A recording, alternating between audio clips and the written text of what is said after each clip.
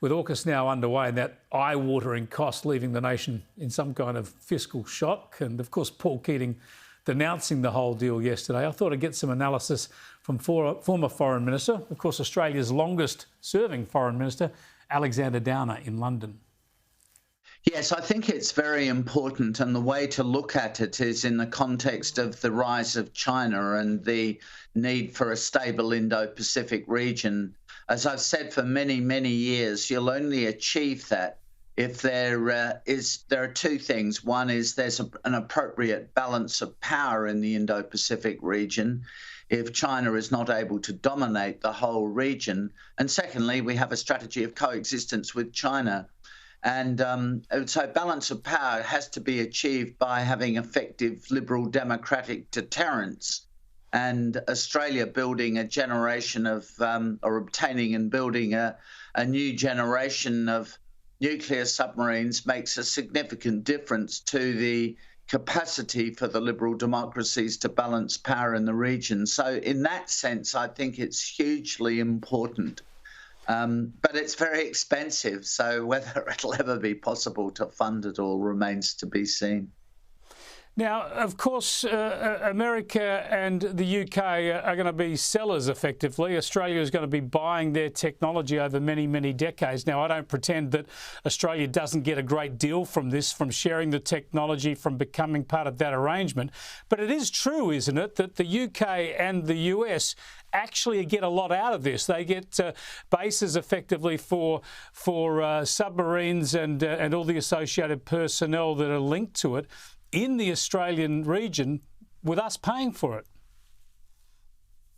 Yes, I mean, we're obviously going to buy the submarines, not sell them. So we have to buy them, and that's going to be hugely expensive. What is in America's interests is consolidating its presence in the Indo-Pacific region, including with basing of submarines in Western Australia. And for the UK, it's part of the UK's policy of what's called a tilt to the Indo-Pacific, where the UK is getting back into playing an appropriate role as a global contributor to peace. So, you know, for both of them, there's a significant upside. They're making a contribution to a more stable world through contributing to the balance of power in the region, and Australia becomes a player in all of that as well, to a much greater extent than it currently is.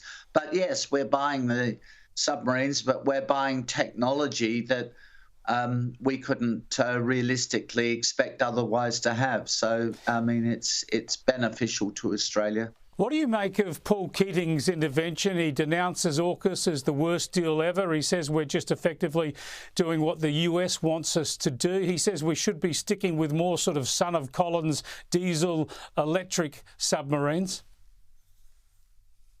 Well, I thought his speech was, to say the least, quite eccentric, really. I mean, you have some Irish heritage, so you know what I'm talking about. He very much adopts the foreign policy of Eamon de Valera, the first Prime Minister of Taoiseach, as they say, of Ireland, who decided to be neutral between Churchill and Hitler.